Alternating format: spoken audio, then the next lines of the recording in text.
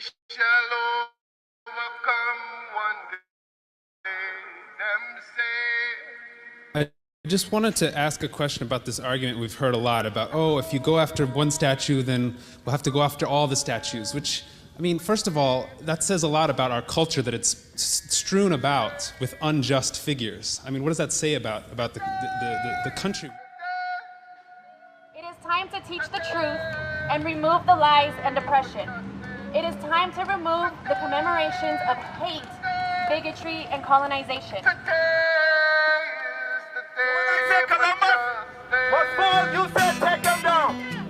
Columbus must fall. Take it down. Columbus must fall. Take it down.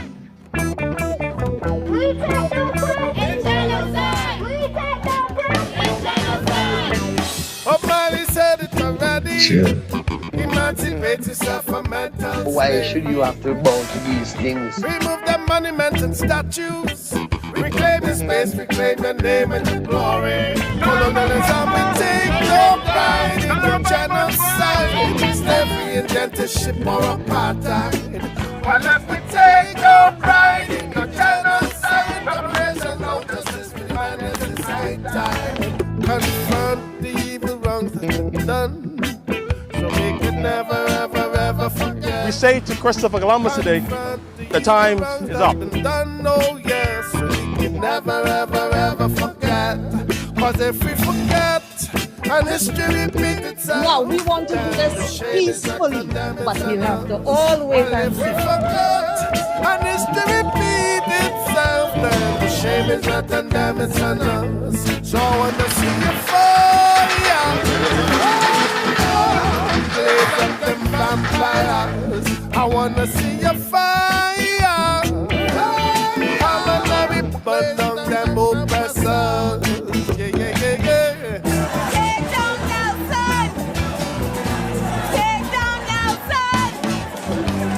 Take down Nelson. Take down Nelson. Marcus Garvey said it already. We must canonize our own There's faith. no future for people who deny their power. Because my work has only just begun. Wake up, my people, get ready. Confront the past to free the future at last. Colonialism, we take no pride in your genocide. Fireburn Columbus and all his armies. Well, if we take no pride in your genocide, reparation, now we write it down our history. Confront the evil wrongs that's been done. Never, ever, ever forget. Confront the evil that's been done, yeah. Never, ever, never forget. Cause if we forget, then history repeats itself. Then the shame is not on them, it's on us. Well, if we forget, then history repeats itself. Shame is not on them, it's on us. So I wanna see a fire. Come on, let me blaze up them vampire. I wanna see a fire. Come and let me burn down them oppressors. Whoa, whoa, whoa, whoa.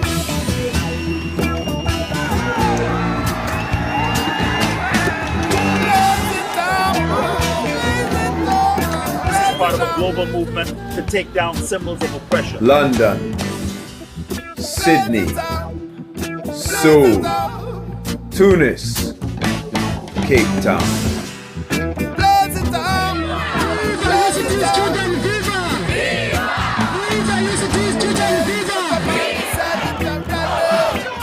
Emancipate yourself from mental slavery. Remove the monuments and them statues. Reclaim your space, reclaim your name and your glory. Colonialism, we take no pride in your genocide. Slavery, indentureship, or apartheid.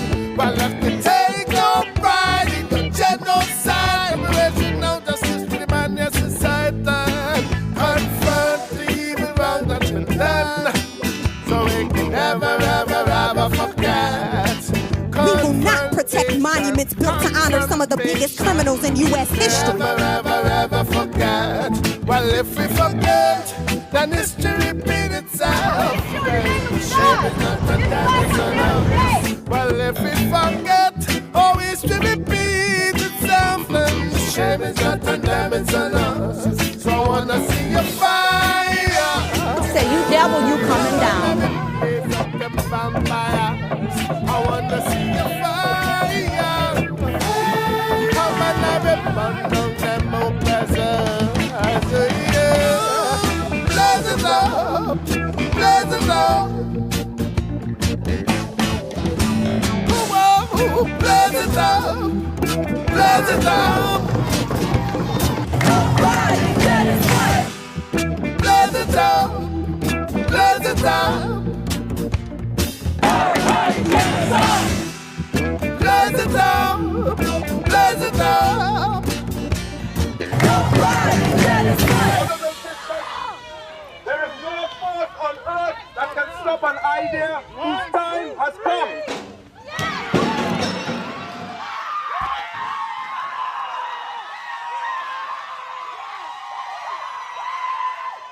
The mission of our generation is the mental emancipation of our people.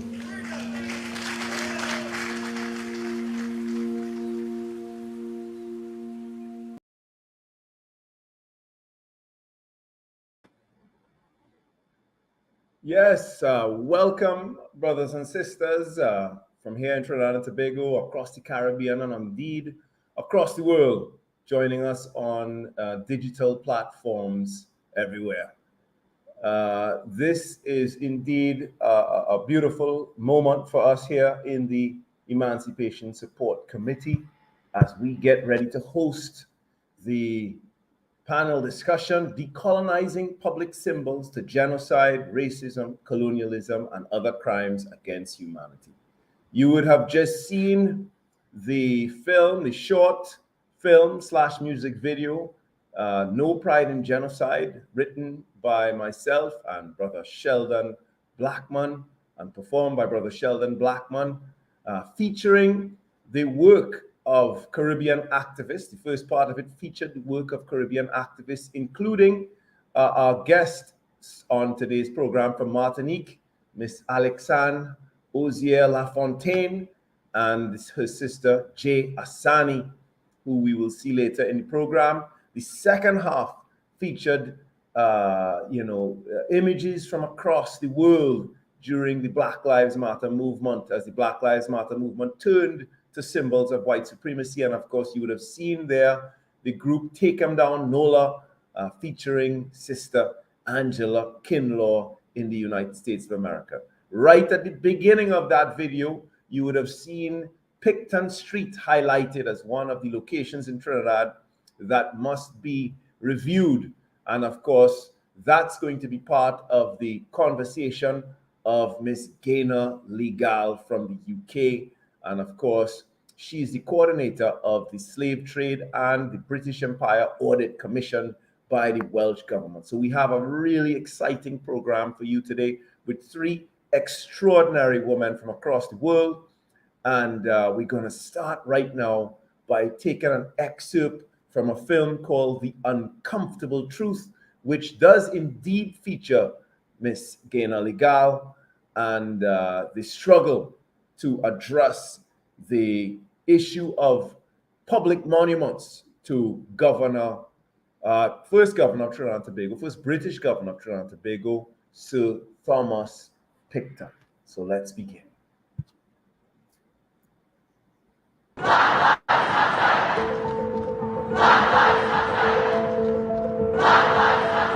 Summer 2020.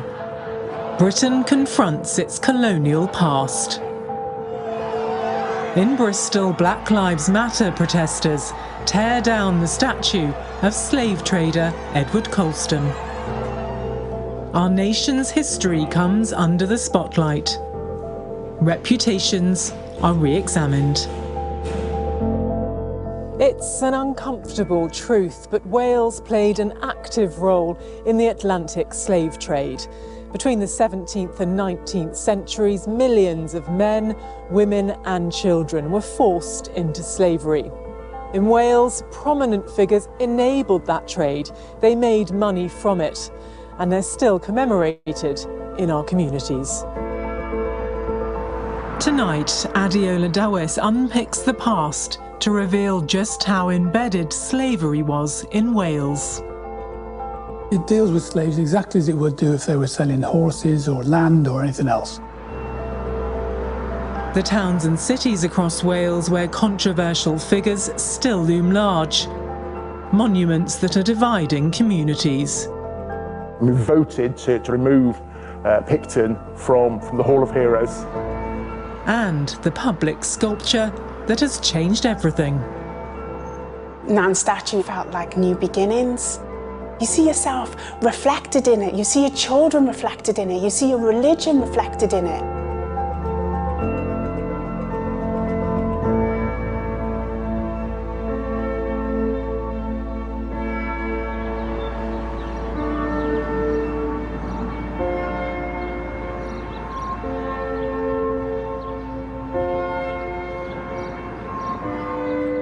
A monument to a Welsh hero.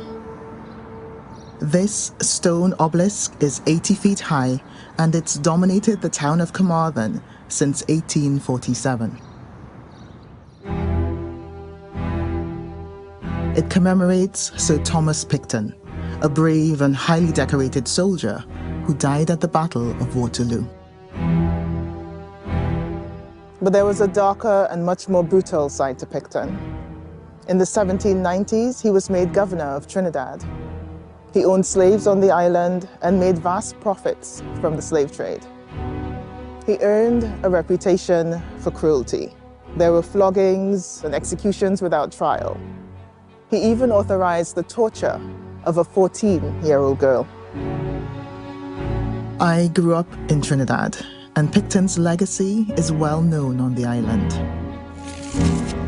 But Wales is my home. Its history and heritage are part of who I am. As an artist, I often explore themes of race and identity. I'm currently working with National Museum Wales on a project that reflects Picton's time in Trinidad. I want to find out how communities across Wales are responding to the new relationship we have with our past. A past that includes figures like Picton. The elegance and grandeur of Cardiff City Hall. Figures from our past take pride of place. The great and the good, set in stone. These statues were unveiled in 1916. They were part of a series of 11 marble sculptures known as the Heroes of Wales. But there's one statue that you won't see here anymore. Sir Thomas Picton once stood here. The Welsh general who died at Waterloo and who also supervised the slave economy in Trinidad. 2 years ago, Cardiff Council voted to remove the statue. So they put Picton in a box.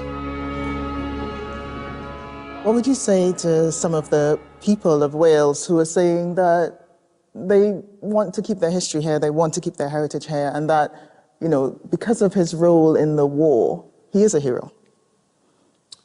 Well, he can be more than one thing simultaneously, of course. But it's not about erasing him from history or pretending he didn't exist. It's about moving him. And because of his checkered history, he's been boxed up because we don't think he's the kind of person that should be celebrated at the heart of Cardiff democracy.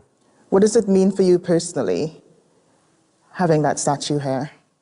I think I have a lot of complicated feelings about it. My father came from the Caribbean island of Antigua, so his ancestors could have very well been people like Picton owned themselves. This statue symbolises injustices like that, and ultimately he will be moved. Precisely where he's going still hasn't been decided. But other than to say he won't be in this marble hall much longer. The Welsh government already knows that there are more than 200 contentious commemorations across Wales. So what's its plan? These statues, these monuments, they're not just, marble and stone and metal. You know, they have the power to divide people and, you know, polarize views. What would be the process to readdress some of these things? Yeah.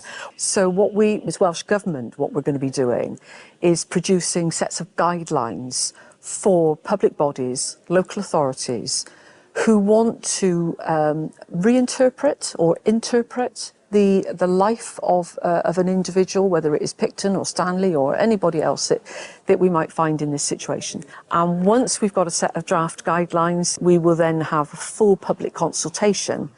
And we've got a new curriculum coming into Wales, and for the first time, you know, Black history is going to be part of that curriculum, so that we do start to acknowledge and tell the story of all the diverse communities of Wales and what they have contributed to this nation. So maybe it's time to think a little differently about the people we put on a plinth.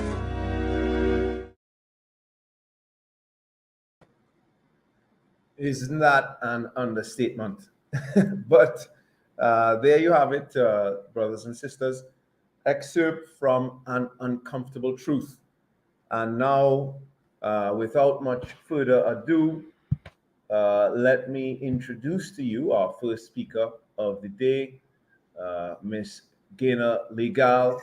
And of course, she is a British advocate for ethnic minority women across Wales.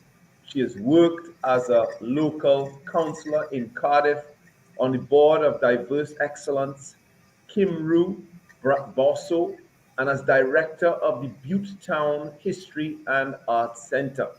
She is the recipient of a Lifetime Achievement by the Ethnic Minority Welsh Women Achievement Association. And of course, in 2020, during the Black Lives Matter movement, she was asked by the First Minister of Wales to lead an urgent audit of statues, streets, and building names across Wales in connection, in particular, with the slave trade. We want to welcome Gaynor Legal. Hello, thank you for inviting me to speak today. My role here is to talk about what is going on in Wales. And I have to start by saying that I, like many Welsh people, naively thought that the slave trade, the Atlantic slave trade, was nothing to do with us, was to do with England and the perpetuation of gaining wealth and colonizing countries. And it was to do with America, cotton fields and the like. But we in Wales, in the UK, were distanced from it all. Chairing the audit group that looked at the commemoration in Wales to people associated with the Atlantic slave trade, because what is clear is that slavery, the slave trade, was pervasive in all of the society across the UK, and Wales wasn't exempt from that. We were involved in the fact that we produced copper, which was made, used for chattels and for currency. We made cloth, although the cotton came from America, and the clothing was made for slaves. We were not exempt. And although some people had little choice about where they earned their daily bread, their living, others were greedy and got into the slave trade in a huge way. In looking at the monuments and the way that Wales history was intertwined with the history of the slave trade, notions of justice, of retribution, of denial, all came to the surface. And what I concluded was that nowadays we have a sort of collective amnesia. We don't want to remember, and we certainly don't want to be reminded of the things that we did then that we know are wrong now. But we have these huge statues that give that sit as a people above us and put them on a pedestal. So who are these people and why should they be there? Should we be looking at these monuments and statues and all the rest of the paraphernalia, plaques, and saying, this was how we thought then, we think differently now? But the truth of the matter is that I don't know that we think that differently now. It's too easy to distance ourselves from them and to say that, well, I would not do this. But for me, looking at the way that we commemorate and who we commemorate is part of an anti-racist approach. And in Wales, I think we're very lucky, we have a government that is very much in support of it and has developed an anti-racist action plan for Wales. So let me just show you some of the statues and images that cause the most controversy. Can I have the slides, please? The film that you saw earlier on mentioned Picton. This is a huge, huge monument. And only a year ago, the people in Carmarthen, where it sits, voted to retain it. They want it kept because they see it as part of their history. Next slide, please. The first picture is that of Picton being boxed in Cardiff City Hall. And I think it is a delicious irony that a Trinidadian artist is working on the replacement of that statue. The next slide is of Sir Henry Morton Stanley. And he was an explorer, and again, lots of controversy. The people in the town that it sits thinks he was a brave explorer and made Wales famous. But what he did was open up the Congo to the exploitation of Leopold of Trinidad. And the next slide is of Richard, which is of Henry Richard. I wanted to show him because Wales has a history of nonconformists, and this was one of the people from the nonconformist church who fought very hard to abolish slavery. We have only a couple of statues and plaques that commemorate those who actually campaigned to stop the slave trade. The next slide. I think it's only right that when we talk about commemorations, we ought not just to look at those who profited from the degradation and the murder of millions of people. We ought to remember some of those who were enslaved. And this is the tomb of Scipio Africanus, and it is one of the few memorials to slaves that have been so far found. And the next one. This is another slave. This is the oldest tombstone that belonging to a slave. And Myrtle Matilda was the slave to Dr. Thomas Beecham. And on her tombstone, it's written, slave to. So even in death, you were not free. But I think it beholds us all to remember those who went before us. So what happens next in Wales?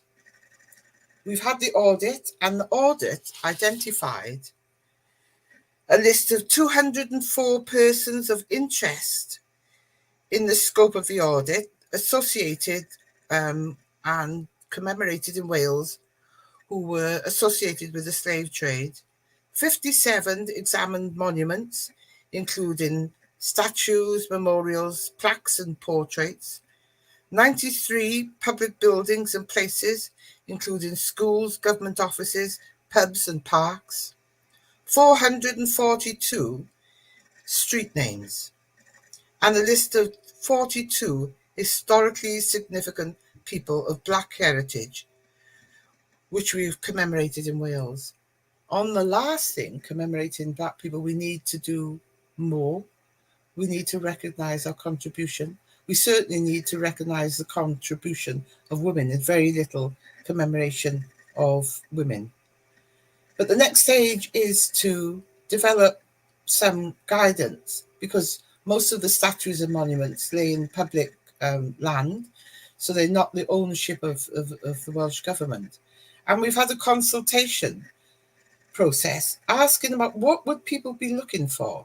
What we are clear about is that it has to sit within the whole prospect of being anti-racist. It has to sit in the curriculum so that young children learn that difference is good, that the color of your skin or the language you speak or your religion, etc., is just part of who you are and should be celebrated. So we will develop guidance, and that guidance will go out to local authorities, where it's hoped they will hold an informed discussion with their constituents, so that it isn't always about just pulling down the statue. Because for me, pulling down the statue or removing the statue is just the beginning. We need to change the mindset. We need to get people to understand that no one is perfect. The past is the past. We deal with the now. But the now is informed by our past. And unless we recognize those deeds, unless we look to acknowledge that wrong that we have caused, then we will perpetuate it. And Britain will continue to go around the world causing trouble and disharmony. And we, in the so-called third world, will continue to be denied the money, the resources, and the support we need to fully develop. The fact that these statues still exist and are still protected, I think, is testament to the way in which the Western world views us. And we have to change that. So it's not just about removing the statues. It's not just about changing where the statues are. It's about putting a whole narrative around why those statues were there, why those individuals were put on a pedestal as though they were above the rest of us. Why are they remembered and what they are remembered for? It's not about picking and choosing just the good. It's about recognizing the bad so restitution can be made. Thank you.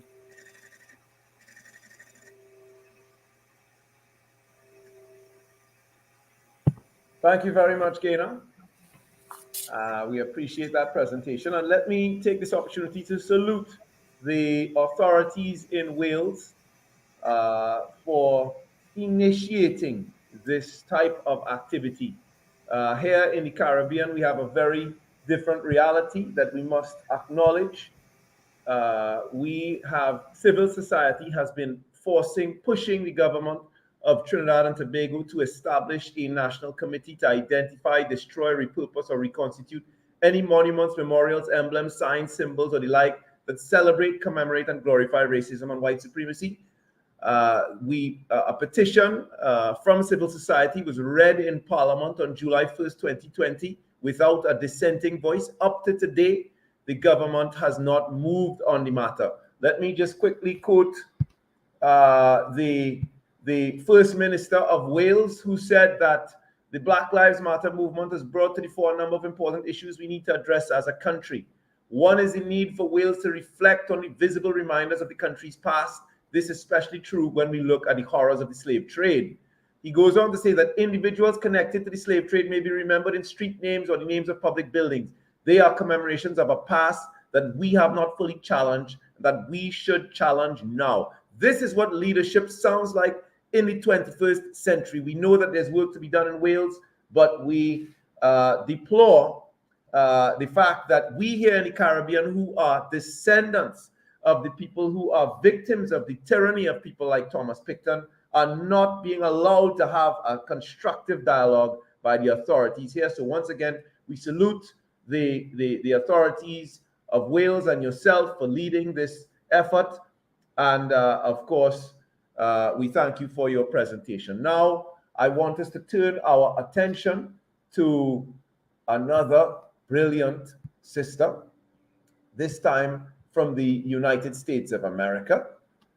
And let me start off by saying that on December 17th, 2015, the New Orleans City Council voted to remove 4 monuments to white supremacy.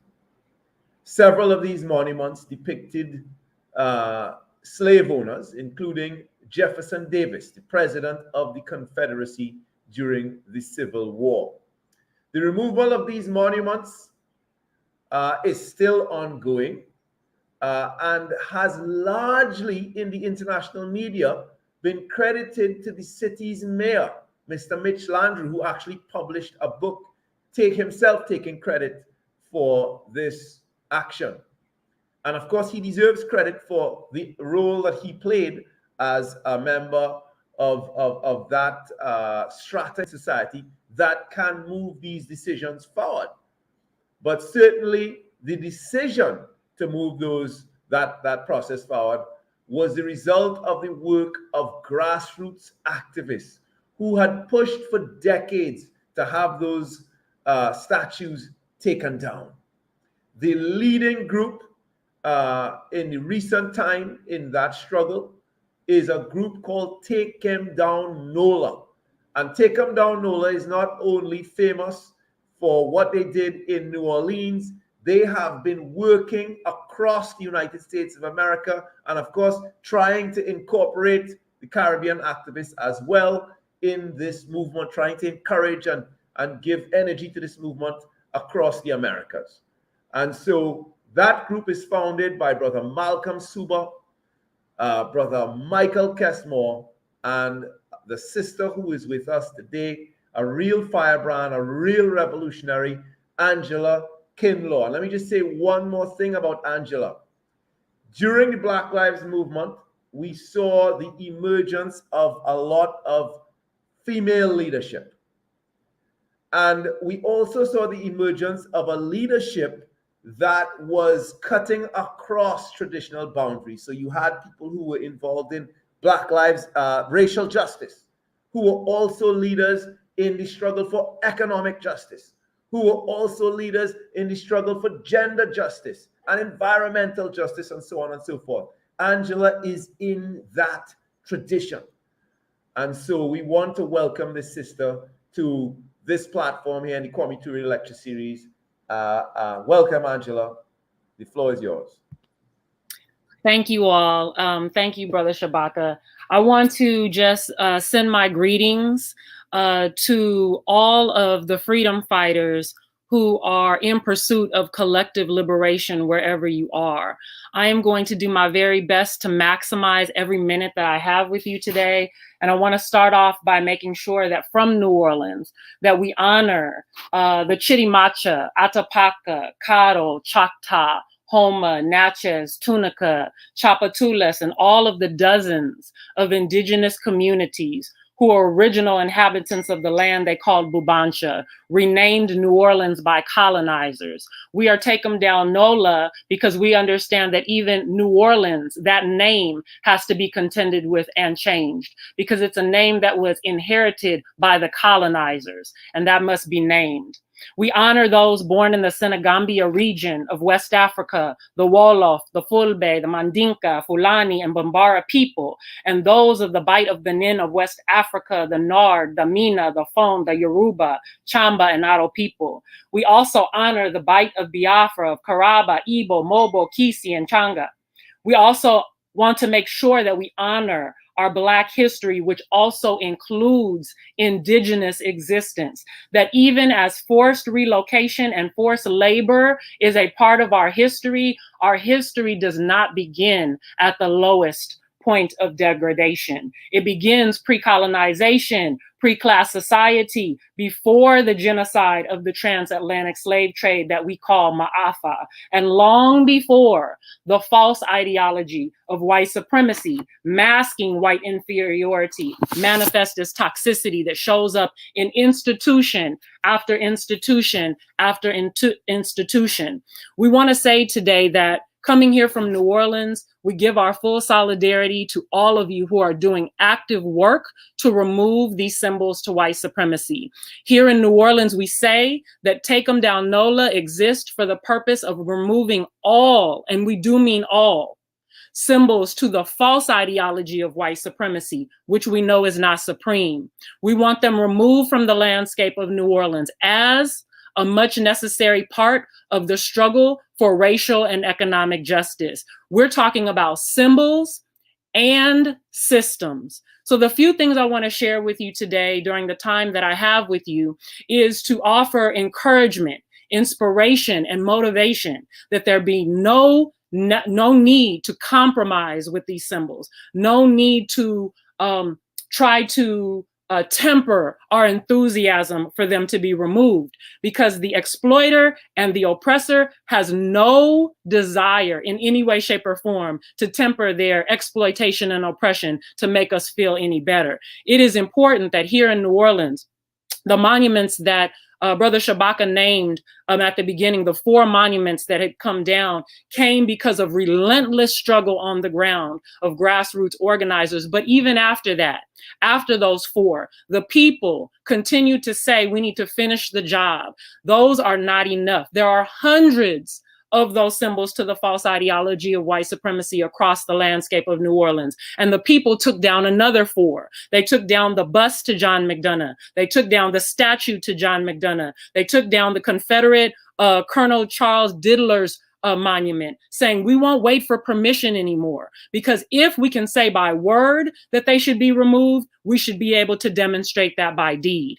We also were able to push and advance for the removal of E.D. White in front of the Fifth Circuit of the Supreme Court here in New Orleans. We are saying that there are 9 more monuments of the hundreds of symbols that must go. And without even naming those, we'll say right now that we can't get no satisfaction until we take down Andrew Jackson. We want that to run to the masses and let people know that when you come to the city of New Orleans, you will find that there is a statue of the genocider, Andrew Jackson, sitting in the middle of heart of the place called the French Quarter, which is not designed by French people, but built by the labor of African people who were terrorized in the same square that Andrew Jackson sits. So when you come to New Orleans, we encourage you to not sit there with smiles taking photos next to that monument, but do all you can to promote its removal. And we say again,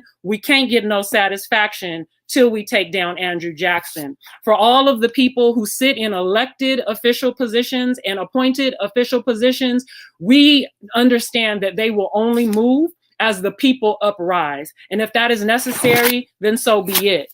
I want to go on record as saying that Take 'em Down NOLA also has work that lays the foundation for Build 'em Up NOLA. I want to share with you some criteria that we use, because there is now a state-sanctioned renaming commission that is doing its work to continue the efforts of removing symbols to white supremacy, but at the same time will only take so much steps to ensure that progressive names are continuing to be elevated and surfaced for the inspiration of the movement. That is our work as grassroots organizers. So Take 'em Down NOLA not only has criteria for which symbols to remove, but also criteria to uplift. When removing symbols to white supremacy of exploitation and oppression, we need criteria for the replacement. So I want to share with you some criteria today. We celebrate images that honor and uplift and celebrate resistance to exploitation and oppression. We celebrate images of revolutionaries, those who have fought for the liberation of oppressed people. We celebrate images that edify, honor, and revere liberation, not a few liberation, but collective liberation. We do not celebrate images that fetishize Black trauma, suffering, exploitation, or oppression. And just because you put up the image of a Black person or symbol does not make it about liberation, if indeed those particular symbols to Black people further perpetuate exploitation and oppression. We do not celebrate images of white supremacists, nor Black misleaders, nor neoliberals, nor those who placate to members of the rich ruling class. We make it very clear that when we celebrate, we want to celebrate those things that inspire continued movement for collective liberation. I also want to share to you today just an inspirational story about not remaining silent, and not remaining silent even in the face of apathy. When we remain silent and isolated, that is when the oppressor believes that they have won. When we come together and we educate, we agitate, and we organize, the credit always will belong to the people. There is no legislation, there is no rule, regulation, or policy, no elected official or appointed official that will move until the people demand that they move. And if that is what is required, then that is what must happen. We are here to claim what is rightfully ours. We think very much about the Black parents and the Black families that were here in New Orleans. They were required to come and celebrate something called McDonough Day.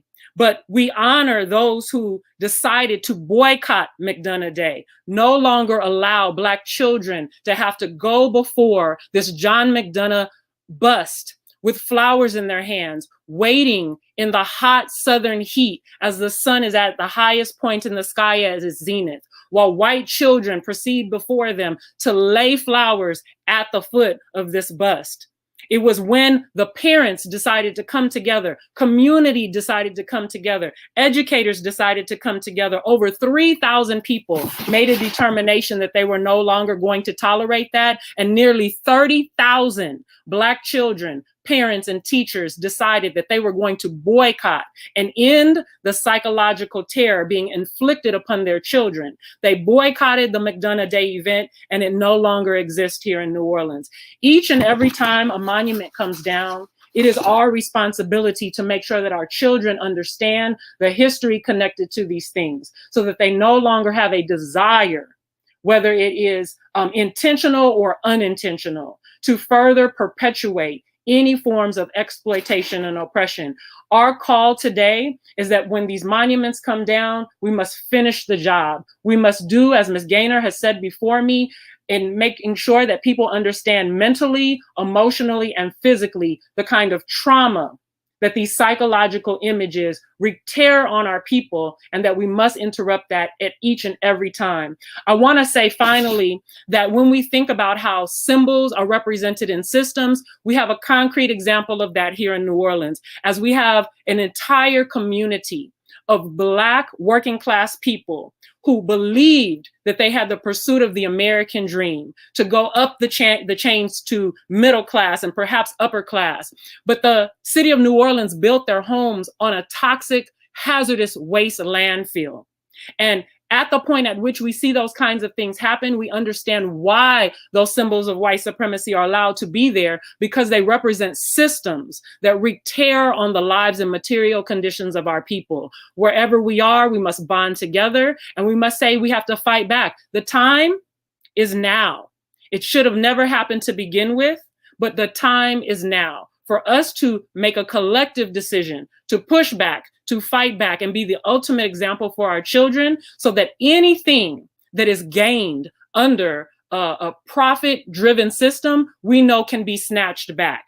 And it is our responsibility to ensure that it does not. So I just want to say to our comrades and our brothers and sisters and all of our people around the world, no matter where you may be, no matter what your circumstances may be, no matter whether or not you think the movement is going forward fast enough, that you trust that you continue taking steps forward, you continue advancing forward. So we in New Orleans are in complete solidarity with the work of the Crossroads Freedom Project, that you may continue to challenge and continue to forge ahead, because that is when we know progress is being made.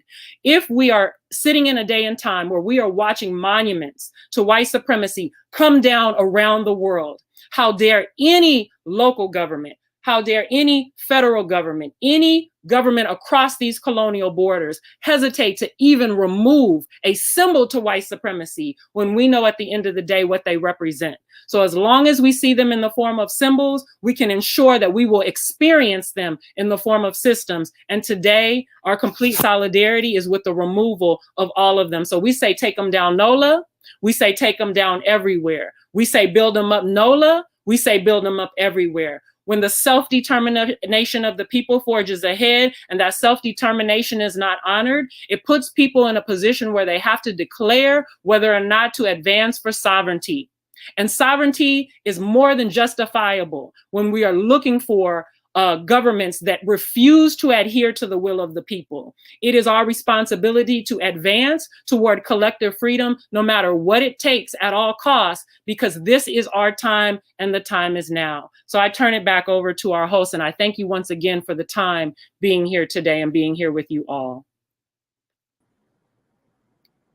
The fire of the activist, the genius of the activist, all there in Sister Angela Kinlaw, and I'm hoping that a young woman, young activists are tuned into the program today and will see it on YouTube, on Facebook later on, so that they could feed off that fire and understand what it takes to be able to move history, move the needle of history forward in the way that Take 'em Down NOLA has been moving that history forward in the United States of America. So incredible information there. I want to share something quickly here from the Caribbean. I want you all to note that, and of course Angela said it best, that how dare governments anywhere in the world watching what is happening all across the world turn around and refuse to even have a dialogue, because it's not that they're refusing to remove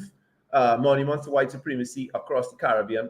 They are trying to ensure that Caribbean people don't have the opportunity to have a dialogue. One institution in the Caribbean that has taken a different road is the CARICOM Reparations Commission. And it's important for us to understand that since 2017, that organization passed a resolution which calls for all statues and memorials dedicated to the public reverence of persons who ushered and directed the genocide against the native people of the Caribbean, and those who defended and practiced the crime of enslaving others, denying them their humanity, and all those who aided and abetted them, be removed from places of public celebration. And indeed, the history-making event that took place in Barbados, where Lord Nelson was removed, it was acknowledged by His Excellency, Ambassador to CARICOM, Brother David Commission, that resolution played a part in that history-making event, and it must play a part in other history-making events across the Caribbean. And now, thank you once again, Angela. Thank you for to our African-American brothers and sisters for the work that you are doing and have done already. And now let's turn our attention to back to the Caribbean. Now I want to introduce two sisters who, like Angela, are close to my heart and who I have the deepest respect for. Sister Alexandre, Sister Alexandre and Sister J. Asani. These two activists are from Loana Kahera. And people are probably asking themselves, what Caribbean country is that? Well, it's the Caribbean island that was colonized and renamed Martinique by the French. Let us understand that that act of renaming our territories was in itself an absurd act, which started with Christopher Columbus, who initiated the genocide of our native peoples and the transatlantic slave trade. And so those of us in this movement are cognizant, increasingly cognizant of the original names of our countries, and we salute our Haitian brothers and sisters, the only country in the region which has fully reclaimed its original name. These two sisters are part of the Pan-Africanist Black Power movement in that country, there to decolonize and rehumanize places, people, and the collective consciousness in their country. And they are here with us today because of a singular act of incredible and extraordinary courage. In 2020, during the Black Lives Matter movement, a couple days after the president of France, Emmanuel Macron, declared that France would not be removing any symbols to white supremacy, making France uniquely backward among former colonial powers, a tradition, a long tradition of denying colonial crimes, which France is very good at, being part of that tradition. Just a couple days after that, these two women appeared in the international media and on TV in Martinique to claim the destruction of monuments to Victor Schœlcher, which eventually became monuments to Destin Bouc and Josephine. So these are, and today, and I'm sure we'll hear about it, they are facing the wrath of the French authorities for the courageous stand that they took. Serious revolutionaries, brothers and sisters, Alexandre and Jay. Welcome. So, hello everybody, thank you for your introduction. So, as you said, we are two activists from Wanakaira in the Caribbean, and our island is still a French colony. Can we show the first picture, please, One? So, yes, my name is Alexandre and I'm 22, and I've been an activist, thank you, from when I was 17, and I asked the school system to stop showing us these perfect images of colonizers as if they had done nothing wrong in their lives, and saying that we Black people, we Caribbean people, we African people need to know our history, no longer the white lies that we are fed from the day we are born. So Martinique is still a colony. As you can see in this photo, these are military officers, but they are the police that we see every day in Martinique, and they are extremely racist. They are the biggest symbol of white supremacy, one of the two biggest symbols of white supremacy in Martinique. They are the one policing our everyday lives, and they are the one we've been fighting against for 2 years now. Can we see the next picture, please? Yeah, because we grew up in Martinique having a really naive image of an island, because that's what we taught us. They taught us that we are actually an island for tourism, because we have a beautiful landscape and beautiful beaches and rivers and everything. So, and we actually believe that we were French, even if we were from miles away from France. This is what they told us in school and everything. So we grew up thinking that we were French. And when we are fully grew up and that we search for our history and everything, and that we speak to people who actually made the history here in Martinique, we realize, and it's like a shock to realize that we are in a colony, and that there is a reason why all the people in power are white. They're all white. So as you can see, this is a picture of our president in Martinique, and he also happens to be the president of France, and a very disrespectful man, as every president of France, towards people of African descent, African heritage. So I think the picture here speaks for itself. Can we see the next picture, please? And I will let my friend talk. One of the major issues that we have here in Martinique are the béquet. That's what we call the béquet, like in the image, is the descendant of slave master. We say the descendant, but those who are here today with us still act like slave masters. So I don't know if they are the descendant of slave masters or slave masters themselves. And because the way the society works here in Martinique is the exact same way that the plantation was working.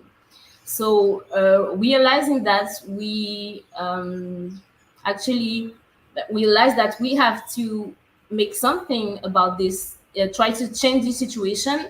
Like François Fanon said, we have a mission. So what is our mission on this island? Are we going to just act like this is not happening, like we are not ruled by slave masters? Like, honestly, most of the people here are acting this way. They don't want to face the reality, because I believe it's really hard to face this reality. Because the island is economically ruled by them, and there are only 3,000 of them. They are 1% of the population. And one of the actions that we decided to make against the Beke was boycotting their projects and their places, because when we understood that they are responsible for poisoning our soil, I don't know if you heard about the chlordécone case. It's actually the slave master and the French government side by side who decided to poison us, poison our land, poison our rivers, and for years. Can we see the next pictures, please? So yeah, here you can see Martinican man. I don't think he's aware that he's poisoning our soil, but because all of the people who have the banana fields are the slave masters, of course. And we always talk about the cotton fields because it's something that happened in America, but we never talk about the cane field and the banana field, because it's still happening today. And the slave masters are using poison to the soil just in order to make more money, to produce more bananas and more cane and more. And for Europeans. For Europeans, because they love bananas. Martinican people don't really eat bananas like that. No. The first consumers of bananas are the French people. So they literally poison us just in order to make money. And one of the actions that, like I said, that we decided to make was to boycott and to try to make people realize that it's urgent that we stop giving those people our money, because they oppress us and exploit us, and we cannot continue to give them our money and hope for another results. Can we see the next picture, please? Oh, and so one of the effects of this poisoning in our soil, in our land, and our body, because our body are poisoned as we speak, is that many women here suffer from what we call endometriose. And it's disease that causes you an extreme pain in your uterus. And some women cannot have babies because of this poison. And the men are actually the first. We have a problem with the prostate cancer. We are the first in the world. The men here in Martinique have the world records of prostate cancers, and it's because of this poisoning. So there's a lot of people who are really, really sick, and the first people are the workers. The workers who work in the field or in the banana fields, because they were the first who were in contact of this poison. And everybody here is poisoned. It's like 95% of the population here in Martinique, and 92% of the population in Guadeloupe, because it was used in Guadeloupe too. And we was just fed up with this situation and decided to just inform the population and boycott those people, those slave masters. And also, when we attack those statues, and I want to correct you, can we see Shabaka? Can we see the next picture, please? Yes, this is the image of one of the boycott that we made. We was just trying to lock down the supermarkets, because they're also the one feeding us. Yes, there are many slave owners who got that, like the big places like malls and supermarkets and everything. So the only thing that we had, it was to boycott, but also to try force them to shut down the place, the market, just for a day or something like that. And what happened is that COVID came and we couldn't make it anymore because everybody was locked down. But then after that, yes, Chabaka, I want to correct you. What happened is that we make the statues fall down here in Martinique before the movement of Black Lives Matter, because it was in May 2020. The 22nd The 22nd of May, a and few days before the death of George Floyd. Yeah. Also, so as you see on the photo, a lot of people were protesting against those people who are, as I said, only 1% of the population, but they control the whole economy. And actually, it's sad, but a lot of Martinicans are very happy to give them all their money. And so because of these protests, a lot of us were arrested for very stupid accusation. For example, we have a friend, she's been accused of picking up a key or something, I don't really remember, but they're really trying to make us shut up about this issue, but we're not going to shut up. And so for that reason, we always found ourselves, especially last year, in front of police station. And as we were protesting in front of a police station last year, one of our friends, who's very young also, his name is Kezia, was almost killed by those white men that you saw at the beginning of our presentation. And we really thought that he was not going to survive because they had opened the back of his head and a lot of blood was spilling from the back of his head. They pulled him up behind the truck and they were beating him as he was already screaming and as he was already laying on the ground. So this is what has been happening since we started these boycotts, as you see on the photo. A lot of us arrested, a lot of us beaten. She has been beaten. She came back with bruises one day, a lot of bruises, many women, many men, even sometimes children. They have been tear gassed. I've been tear gassed in the face, and just because we were fighting against this poisoning. This poison, the chlordecone, it was forbidden in the US in the 70s. It was forbidden in France in the 90s, but here it was still used long after it was forbidden. And now it's hiding because they have tons of these things, but now they put it in the soil. They're hiding this poison, so it's still here, and it's still probably in Africa as well, because these are slave masters, so they have colonies and land everywhere. And the French government really protects the slave masters because, like I said, it was the French, with the authorization of the French government, that the slave master were able to use this poison.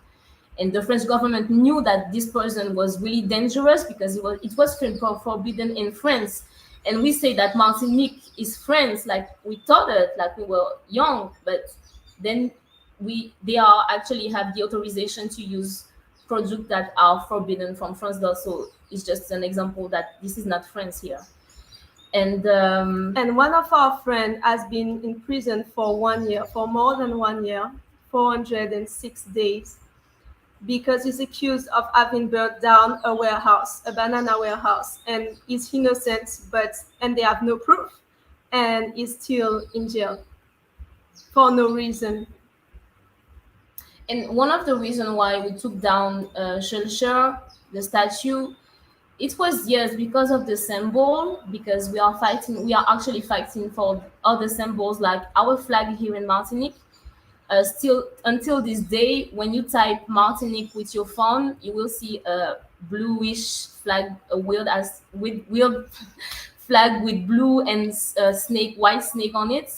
And it's a flag that we use on slave ships. Yes, and a lot of people say here that we don't want to be represented by that, but they don't care. They still, until this day, when you type Martinique, this appears. And it's the flag of those slave owners that we mentioned earlier. They use it, they put it on their rum packaging, on their rum bottles. Taking down Ture was... Can we see the next picture, please? Yes. it was a way to, yes, taking down the symbol, because all we hear about is Cherche. We have a library called Cherche. We have a town called Cherche. Everything is about Cherche. And when we talk about the liberation of the slaves, they never talk about our ancestors, and they are the one who actually did all the work. And we have to actually really search for our history to have access to this information. This is not what they taught and they teach in school. So taking down Churchill was a way to, yes, taking down the symbol, but also a way to trying to taking down this system, because of all what that we talk about just now, because of the situation with the chlordecone, because of the oppressors of the slave masters, and also because Churchill was actually in favor of giving the slave masters reparation when they abolished slavery. He's the one who introduced this idea of reparations for slave owners to the other empires, to the other European empires. So the reason why some slave masters have been given reparations, and we are still given reparations until 2020 in Britain, is because of this man, our savior. Yes, and somehow if the slave owners didn't have all that money that they received at the abolition, well, maybe they couldn't be able to poison us, because they are so rich and they own all the land, all the economic power, everything here. So yes, taking down Churchill was also taking down all this system. It was a way to just trying to express how much we hate how this society works, that needs to change. And it was just so, like I said, it was before the Black Lives Matter movement, because it was before the death of George Floyd. And when the French president talked, actually, it was like something in July. When he talked, so first in May, we took down the 2 statues of Churchill.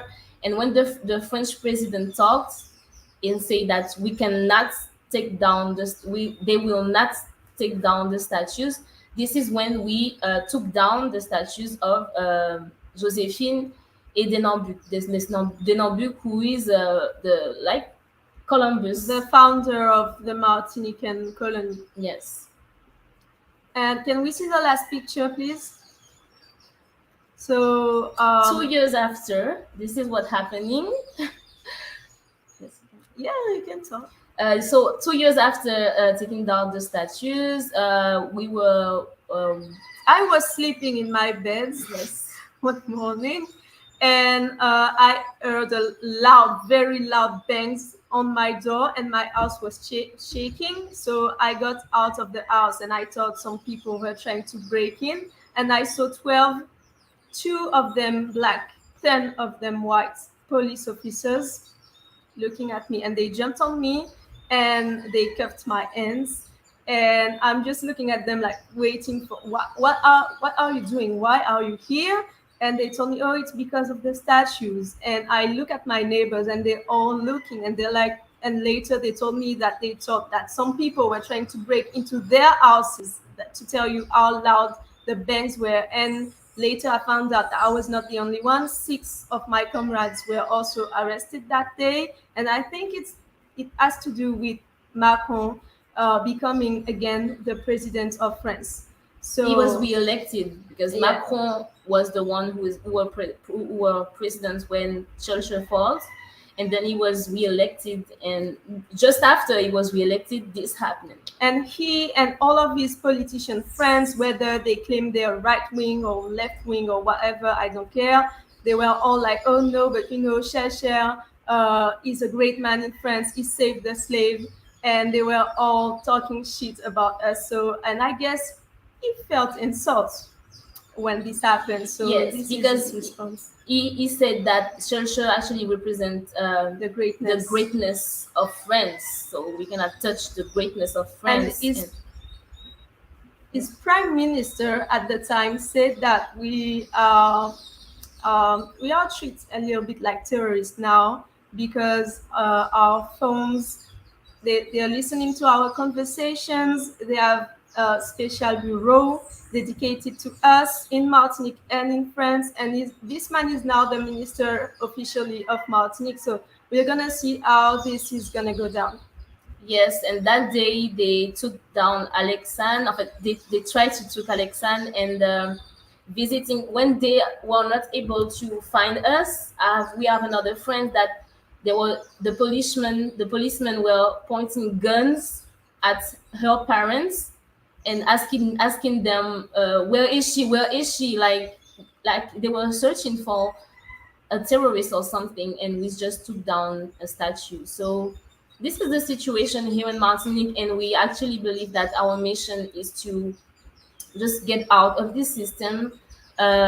Just like we took down Churchill, we wanted to take down the colonialism in Martinique, because we are sick and tired of this.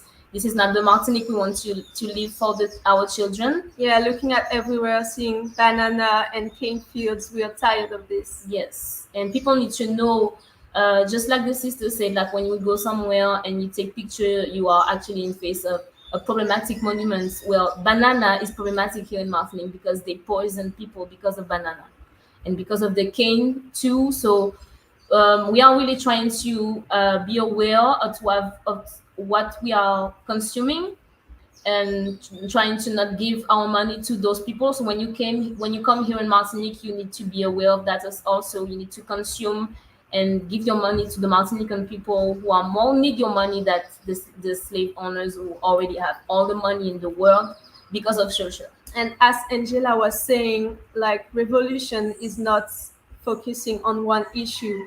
So this is the reason why, as Jay was saying, we need to look at the way we interact with natures, and that's really the goal. Like, those rich people, those powerful people, they're not going to save us, and they're not going to help planet Earth. So it's our duty, our mission.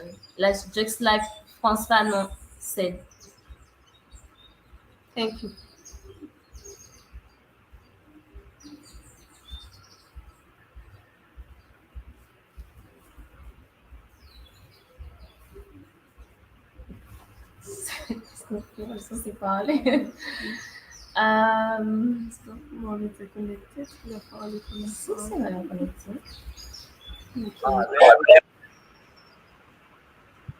All right. So since the French authorities are now listening, we know that they're here. They have their intelligence officers monitoring this conversation today. Let me say in no uncertain terms to them that the Caribbean stands in solidarity with these two sisters. And I can speak on behalf of Angela and all the other progressive African American sisters and brothers and organizations. They stand in solidarity with these two sisters. We progressives all across the Americas will continue to monitor what happens to these two sisters. And you can rest assured that if their injustice befalls these two sisters, there will be international pressure on France and the French government and the Martinican authorities to ensure that that justice is done. We will not let an injustice take place with these two sisters. I want to thank them so much for what they have said. I want to help people to clarify something quickly for the people, those of us who are listening. And it is that there is an official version of Martinican history and an unofficial version, or a revolutionary version or true version, one that acknowledges the role of our people and one that is the official colonial narrative. In the official colonial narrative, Share alone and above all is credited with liberating Martinicans from slavery. The latter emphasizes the role, that is the revolutionary version, the version of our people emphasizes the role of the enslaved who rose up in rebellion under a man called Romain to free themselves on May 22nd, 1848. Right? According to sociologist Kristen Childers, the practice of embracing and commemorating one version of this history over the other is very revealing of an attempt, a colonial agenda to promote indebtedness to the benevolent Mother France, who gave freedom to her Martinican children. And just to show you the extent that the French authorities have gone to in Martinique, I think Martinique is one of the few places in the world that has monuments to abolitionists. There is a Shropshire Street, a Shropshire High School, a Shropshire Library, two Shropshire statues, and well, no longer statues, but an entire town named after Shropshire. In contrast, the African emancipator Romain, the man who's responsible for freedom in Martinique, has a small wooden statue located deep in the countryside down a dirt road outside the tourist zone in the savannah of slaves in Tra-Ile. So we have a lot of work to do, and of course we are in solidarity with our sisters. On that note now, I want to open the floor to our audience to participate in the discussion. And I expect to be revealing or to be receiving questions via WhatsApp. Yes, I am. Let's see. Yes, I have a comment here saying that this is called history in action. This is a lesson for our schools and learning. However, is our system really ready to answer these questions? Is our system ready to answer the questions that are being raised by Gaynor's research, by Angela's activism, and Alexine and Jay's activism? Anybody want to chime in on that? We are not going to wait until they are ready. And it is not our systems, it's there. Yes. Yes, I want to jump in and just agree with that. We're not in a position to wait for a system that is designed to exploit and oppress to change its ways. We must ultimately decide that our lives are of great value, that we know what we need to create the systems that meet needs according to needs. We are never going to get justice under an unjust system. As long as we are not prepared to contend with a profit-driven system, right? That is ultimately saying at the end of the day, we will exploit and oppress. We will put lives second to profit. Then we are going to have to contend with that. That is our choice to make as people, and we have to decide that we are no longer going to tolerate it.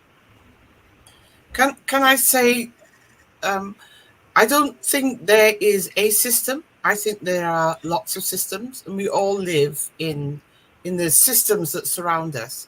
But what is important is the similarities. And I'm agreeing with Angela, and the first step of changing those systems begins with you, begins with me. Each and every one of us can make a stand. And I think that Alexine and Jay's presentation was, for me, absolutely illuminating, because I didn't know that went on.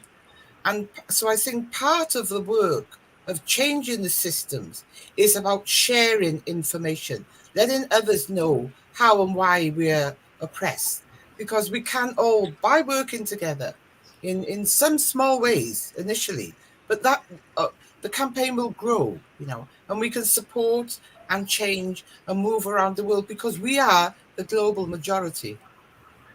Indeed, thank you. And Gaynor, I want to raise a question with you right away.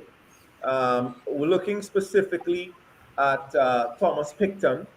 How do you account for the fact that the former colonial power is ready to remove Picton from places of veneration? I understand that even the Queen, the royal collection, even in that royal collection, that the portrait owned by the Queen, has been amended to include the crimes Picton committed in Trinidad and Tobago, to include references to his slave trading and enslaving of our people. Yet we in the Caribbean here, and I know you have Caribbean heritage, your father was from Belize.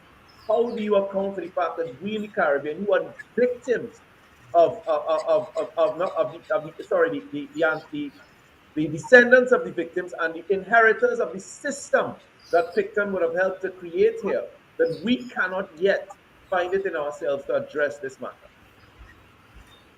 I don't know if I got the answer for that. I think that it is fantastic that we in Wales are leading the way in the UK in terms of what we're doing. On the other hand, it's the least that we can do. We're taking down a statue. The statue is symbolic of what went on. Now, why can't you do the same thing in the Caribbean? I think internalized racism has a lot to do with it. I think globalization and the control of money and power has a lot to do with it. And also, I think, to do with education, information, and sharing. Because I understand in the Caribbean, you still use the old textbooks that we don't even use in the UK anymore. It reinforces that narrative of white supremacy and black inferiority.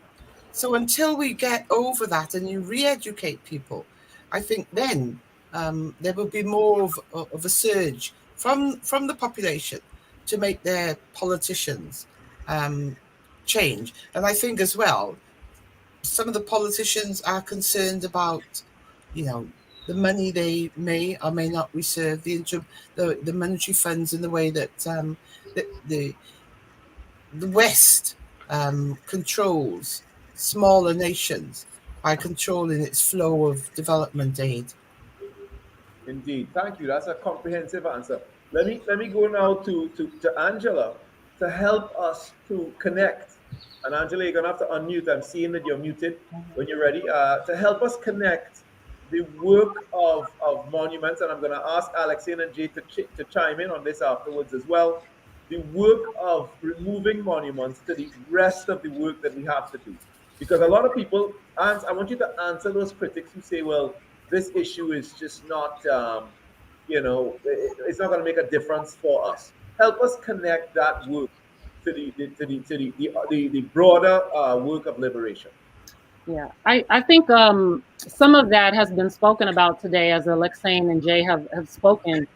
When we are actually confronting and contending with these symbols, we are forced to contend with the stories, the history, the narratives, even if they're false narratives, to be able to counter those, heighten the contradictions and really speak to what are we noticing, not only in terms of the illusions that are being cast through this revisionist history, these lies that are taught in our schools, but how we can understand what the real history is. It is one thing to know who the genociders are, who the exploiters and the oppressors are. But in the fight that we are carrying on, we're carrying on the legacy of those who fought before us. We need to know who has come before us to give us the rights and the opportunity to be on this platform today and not on the sugar plantation, not in the banana field today, not on the cotton plantation. We are in a virtual space sharing information, but we are carrying on the legacy of those who came before us. We need to do everything possible to know who those people are and teach. Even to this day, Shabaka has come to New Orleans. Shabaka has shared about Alexane and Jay.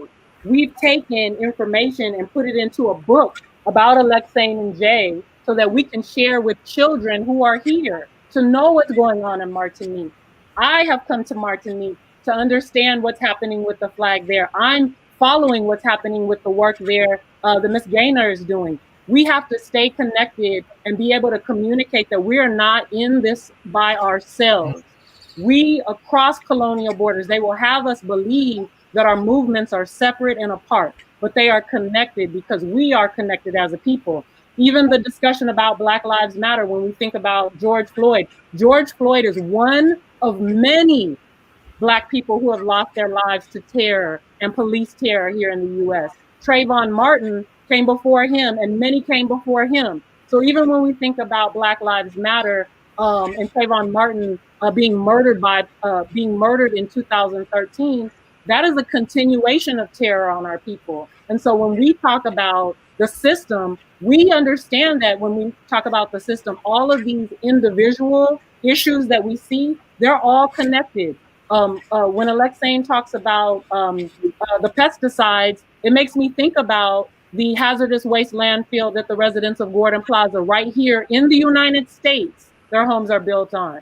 So no matter what anyone says about even the United States being the richest country on earth, this is the place where imperialism is executed for many people around the globe. And we have to understand how our struggles are connected. And again, remembering that even when we're talking about symbols, they all represent systems, not of the past. They don't represent just systems of the past. They represent the system of the exploitation and oppression that we are currently still seeing to this day.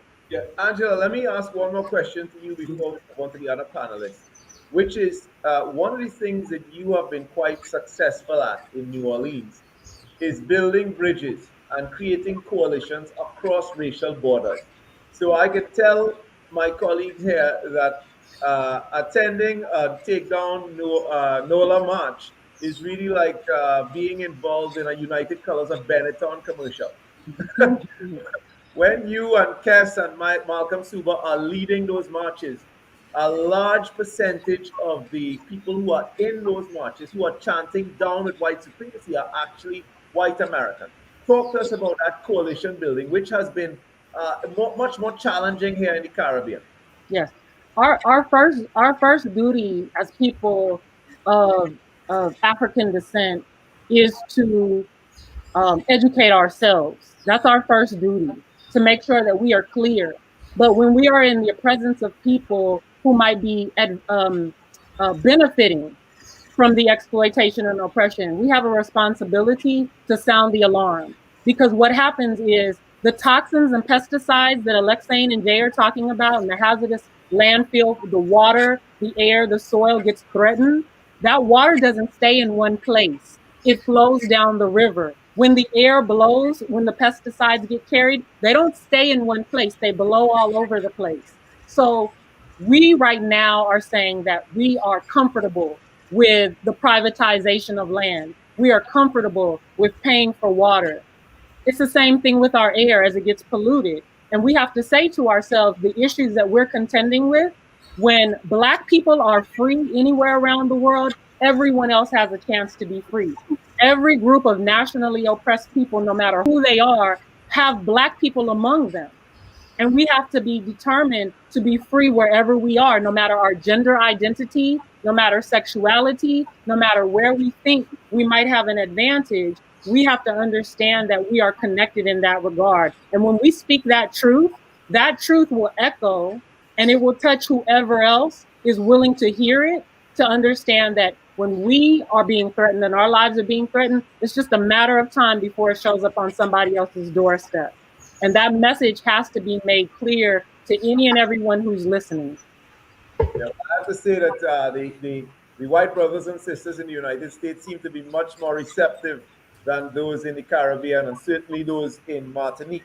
Well, I want to add one thing, Shabaka.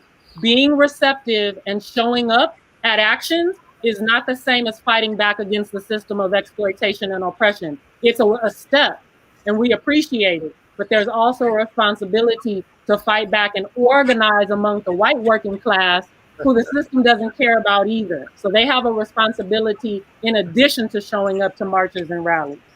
Indeed. Can I just say very quickly? Come in.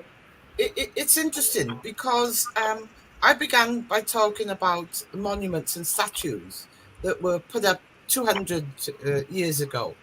And we have moved on to a dialogue about what is happening now. But I can see the connections, and I can see the connections in terms of our history, but in particular, our political history.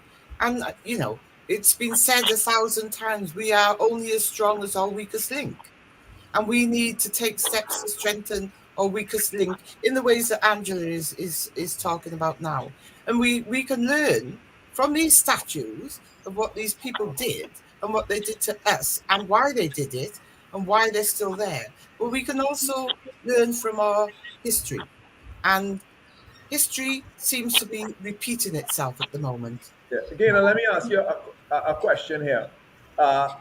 Do you think that it is in our interest now, particularly here in the Caribbean, where we have not been able to get the authorities to move these monuments to white supremacy through thick and thin since 2017, here in Trinidad in particular? Do you think it is appropriate to use a legal argument, a legal framework? And if so, how do you think that might be done? Well, this is the Kwame Ture lecture series. What did he say? By any means possible. Yeah, by any means possible.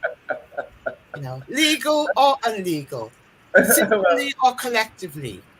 You know, whatever you have to do, and it may not happen straight away, but if you're persistent and you, how can they say no? The arguments have already been made. So why are they not doing what they know needs to be done? And it's getting to the bottom of that, getting to the bottoms of why people think the way they do and why they act the way they do. Once you've done that, then you're able to develop strategies to make them change. And at the end of the day, these people are voted in, yeah? So you have the power of your vote. Yes, and now let me just read a comment here. It says, "Thank you to all the great activists who share their revolutionary work with us today. I first want to thank Shabaka for pointing out that Haiti is the only country that has taken back its indigenous names. And I also wanted to add that as the pioneer of emancipation, Haiti was also the first to float the statue of Columbus into the Caribbean Sea in 1986. Thank you all for your great work, and thank you to Alexane and Jay for their inspiring courage. I want to ask them what percent. I'm not sure what that question is.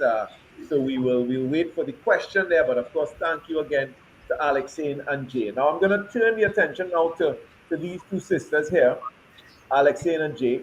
I just want to make it clear to those who are listening that the chemical that they were talking about is something similar to DDT.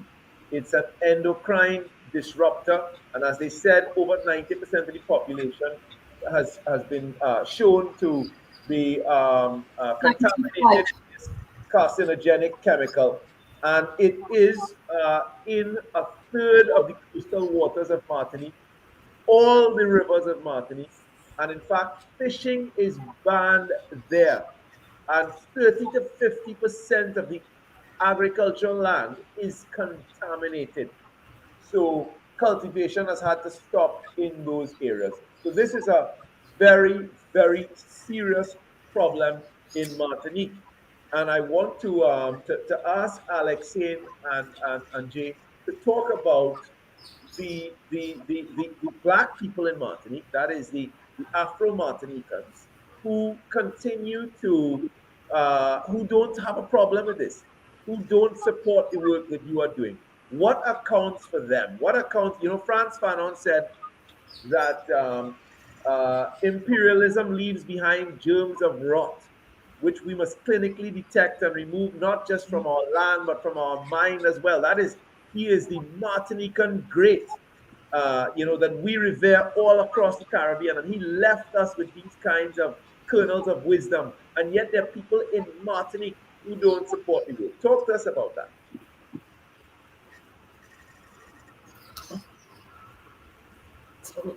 They are actually one of the power that we have is actually social media, because we can teach people about what's going on here, and we actually believe that most of the people who support us and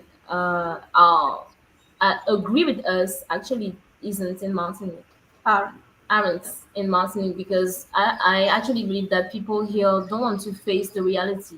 People don't want to hear about colonialism. They just want to party and drink, because we have a lot of a real problem with alcohol, because I think that people don't want to face the reality. They want to forget. They just want to. Yeah, and these people, the white people we were talking about, they are above the law. So, for example, it's forbidden to advertise for alcohol, but they still do it. So this is one of the reasons why we have this alcohol problem. Martinicans, I think, are the first consumers of champagne in the world. So when we say advertisement is strong, they also have for themselves the businesses that produce these advertisements. So they're advertising their products, and they're all cousins, they're all related. The man that we were talking about earlier, who have all the power in Martinique, is the richest man in Martinique, Bernard Ayotte. He is the one is one of the family that poisoned us, and he owns many markets here. Once again, it's forbidden, but nobody seems to care. But he's so good with his advertising that he makes people think that he's an environmentalist, although he destroyed many mangroves here. And it makes people believe a lot of things, that he's working for us and whatever. But the truth is, he's exploiting us. And his employees know that, but they're not allowed to say it too loud. And also, just to tell you how they're all related, for example, this man, his mother is also his aunt. Yeah. Let me ask one of the questions coming in from our viewers or listeners is what percentage of the Martinican people are for independence at this time? I think this question is quite hard to answer because I feel like most people are afraid to say things or are afraid of independence as well. So I think it would be difficult to answer that. But I think less than 50%. Yeah. Let me just say that on my way to Martinique, I'll share this experience with listeners. I passed through St. Lucia, and I have on film a senior official in the St. Lucian government saying that he wishes he was, that France had remained in control of St. Lucia because they would still be a colony and they would have better things like the people of Martinique. Of course, he probably is not aware that they almost poisoned you guys to death, but that's another matter. The thing is, the good things that we have here, the good things are the alcohol and all type of nasty beverages and big cars that we pay cash money for, that we that do not even belong to us because we take a lot of loans to pay for those big cars. This is what we have here. We have cars. We do not have lands. We do not have houses. We have cars. Wow. And thanks we Yes, people used to think that just because you are French, we are not considerate ourselves like French, but other people in the Caribbean see us as French. So they think that we are rich, but we have a real problem with the poverty in Martinique, and the poor people are really, really black, and the richer people are really, really white. So this is why we say we are in the plantation. People don't really realize that being colonized by French is not a chance, because your only destiny is to be colonized. It's like we don't have any other way out that being colonized, being brainwashed by the French government. So it's not really, a lot of people are really have a lot of identity problem, identity crisis. Like Martinican people don't want to say or to hear about Africa. They say, no, we are not African, we are French. And sometimes they'll say, oh yeah, but we are also a little bit Chinese and a little bit Indian, but they're like, no, we're not African. We're not African. A lot of old people, they have pictures of white people in their houses. Most time it's Jesus, but sometimes it's gotta be their one white ancestor. Yeah, Jesus. That's my sister. I'm sorry to report that this is not entirely isolated in your part of the Caribbean. It is a phenomenon that is current across the region. Let me also inform you that we do while all this stuff is going on all across the world, the Caribbean is actually in some respects heading in the opposite direction. Somewhere around 2017, we put up the largest monument to Christopher Columbus erected anywhere in the world in Puerto Rico. It is larger than Christ the Redeemer, larger than the Statue of Liberty in New York. So there's something going on here in this part of the world that we need to address. Sister Gaynor, where do you expect things to go from here now in Wales? We heard that the report is complete. The government is now going to look at it. The government has made the connections between the work that you're doing and the stuff that is in the textbooks of our children. What's happening next? Yeah, can I just say very quickly though? I grew up in the 50s, and in Wales there weren't a lot of black people, but if somebody called you black, it was an insult. So nobody wanted to be African. So we were called coloured, and the way that we were supposed to conduct ourselves was to be different and subservient. But things have changed, and I'm saying this because there is hope, because there is change. Change is in the air, and I don't care what the Caribbean and its foolish government think right now, they will be forced to change, because we have come to a stage where we are not going to take this.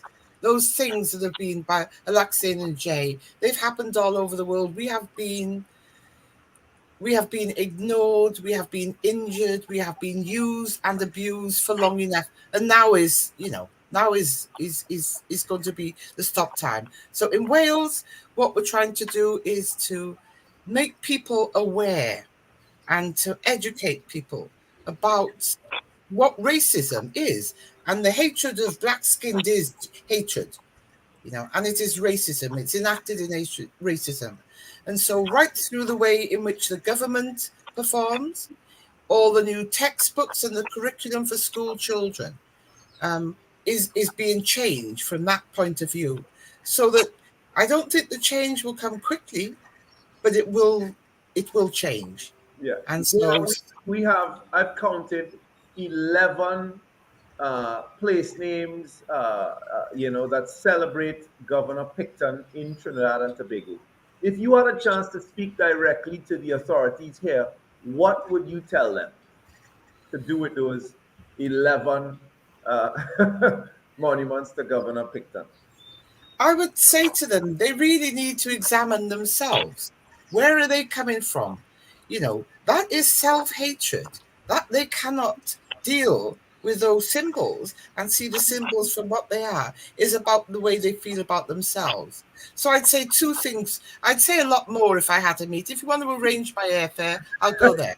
But very, very crudely, I would say to them to grow a backbone and take the first step to change, because if they don't do it, someone else will. It is time that they recognized the negatives and the ongoing repercussions of having those monuments in people's faces day by day and watching children growing up with those monuments in front of them.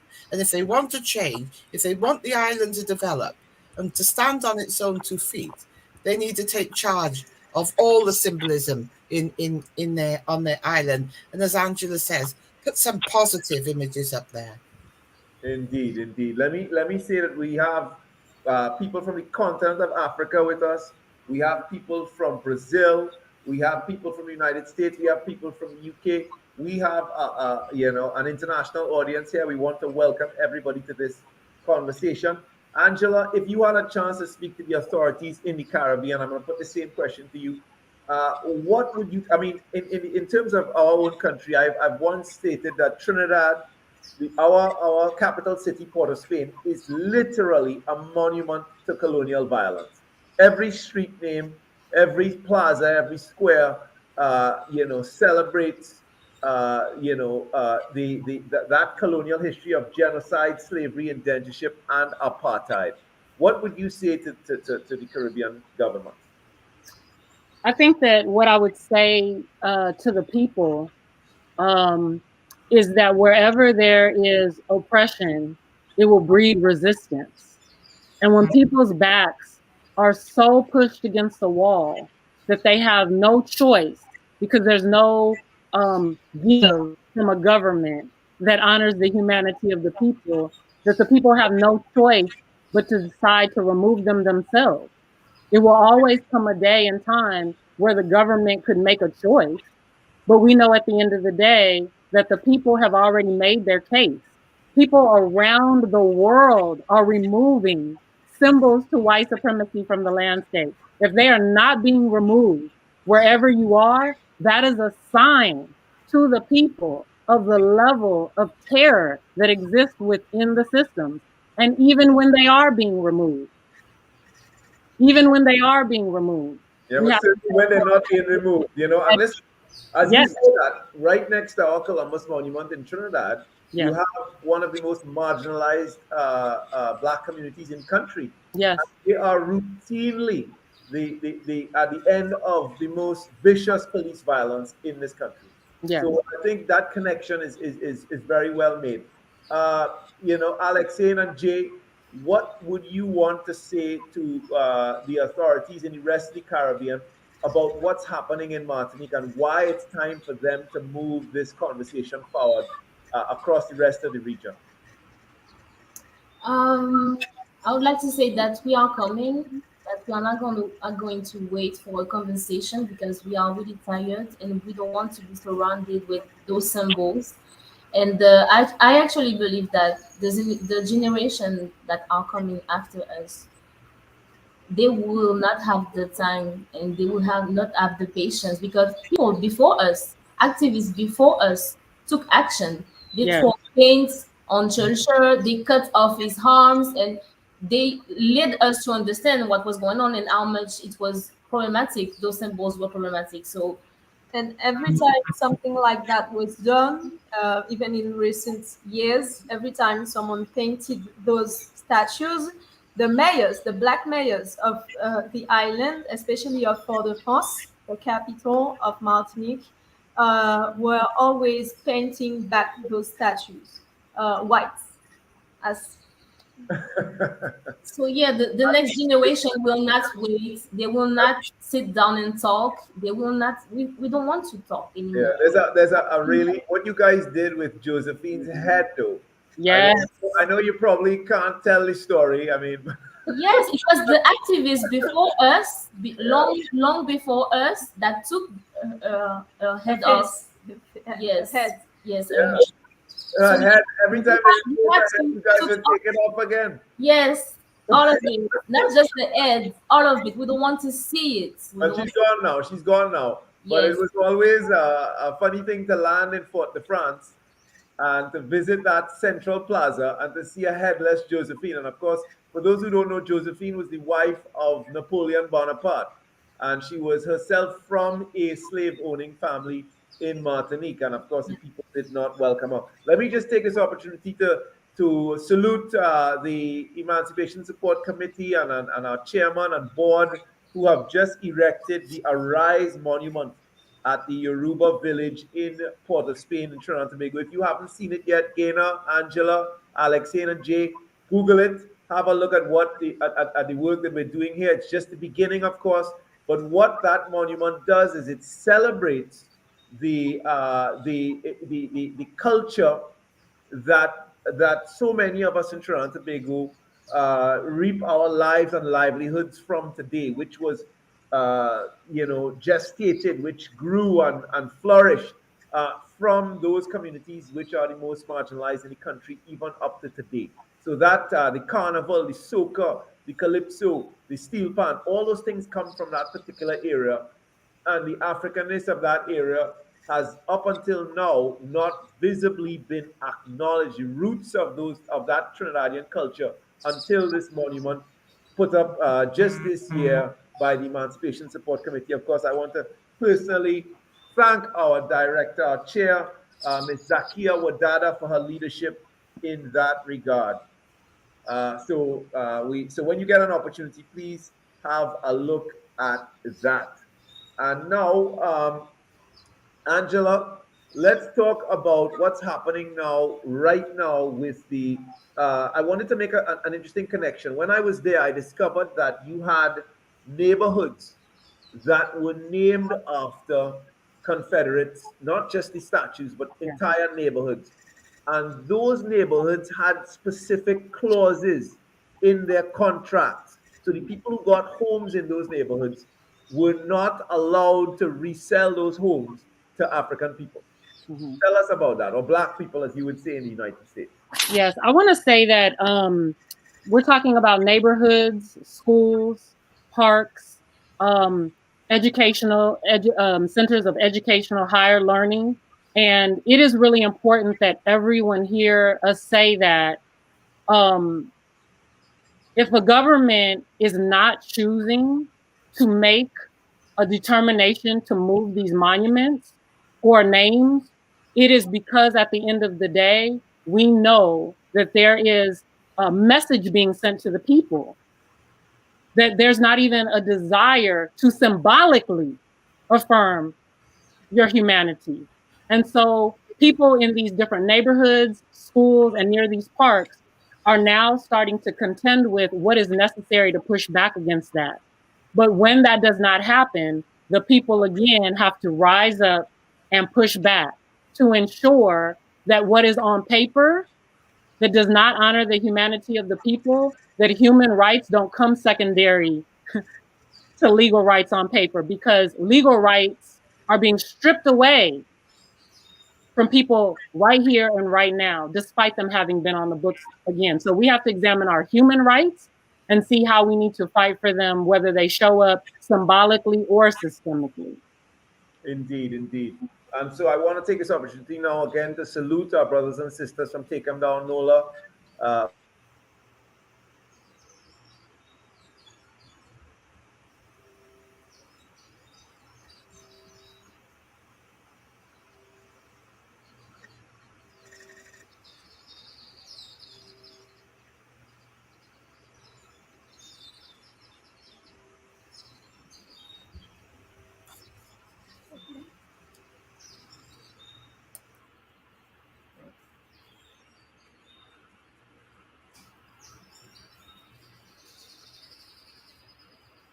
No.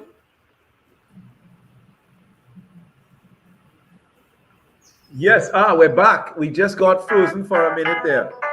So we are now just asking everyone to wrap up, because we are in our last 5 minutes of production. So I want to quickly hear from our friend Gaina.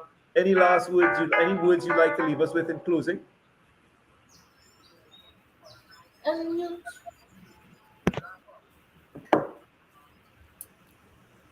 I have really enjoyed being part of this. Thank you. I have found Alexane and Jay and Angela really inspirational. And I wish the organization well. I am very clear that if we share, if we work together, that we can make change and we will get what we want right across the globe. We've just got to support each other. So thank you for inviting me.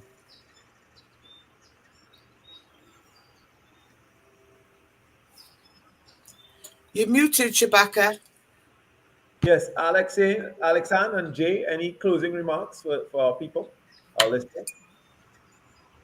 Well, it was a pleasure being here. Thank you so much for the invitation. And yes, we must be in contact. And the fight continue. We are not going to rest up now. And it was a pleasure being with all these women, the very inspirational women. And thank you so much. Yes, and as we talked about Martinique, I must celebrate another inspirational woman from Martinique. That is Sister Fanewa Afua, who took it upon herself to go and beautify, according to our brothers and sisters in New Orleans. She beautified the Columbus Monument some years ago, and also faced some consequences from the law for that. And of course, she has stated publicly she will not pay a fine. The people of the Caribbean have paid enough for sins of Christopher Columbus. She's prepared to go to jail. Sister Fanewa Afua, another sister from that country that I will not call Martinique again on this show, at least. Angela, you want to bring us home? I want to send out into the ether, take them down now. Build them up where we need to build up resistance and revolutionary spirit and self-determination for our people as we forge ahead toward collective solidarity. Take them down everywhere. Angela, before we take us home with a chant that you would use on the streets in one of your marches in New Orleans. Put your fists up. It is our duty to fight for our freedom. It is our duty to fight for our freedom. It is our duty to win. It is our duty to win. We must love and protect one another. We must love and protect one another. We have nothing to lose but our chains. We have We have nothing nothing to to lose but our lose but our chains. In the chains. name of Asada Shakur, we have nothing to lose but our chains. We have Nothing to nothing lose. to lose but our Shakur, chains. Nothing to one lose. more time. We have nothing to lose but our chains. We have nothing to lose but our chains. Ashe. Thank you very much. So now I turn the floor over to our colleagues from the Emancipation Support Committee who are in the background working. I want to thank everybody who's done all the technical work. I want to thank everybody who came to be part of this today. Please share widely. This is an incredible conversation that has taken place today, and it deserves to be shared as widely as possible. So those of you on social media, right away, go on, share it with your friends, and let as many people as possible witness what took place here today. Thank you very much. On behalf of the Emancipation Support Committee, I'm Shabaka Kambon. It has been my pleasure, as well as the director of the Caribbean Freedom Project, Crosswords. Alexandre, I see you have a comment. Yeah, I just wanted to add, well, thank you again for the invitation. It was a pleasure to speak with you and with Gaynor and Angela. And well, thank you very much. It feels good to see that we're not alone in this and that it's a collective fight. And thank you. And just, I would like to ask you to keep in your thoughts the young man I told you about earlier, Edwin, because he's a political prisoner and he's being imprisoned. Like, it's been 400 days and for no reason. Send me the information, Alexine, and we will ensure that that information is known across the Caribbean throughout the progressive community.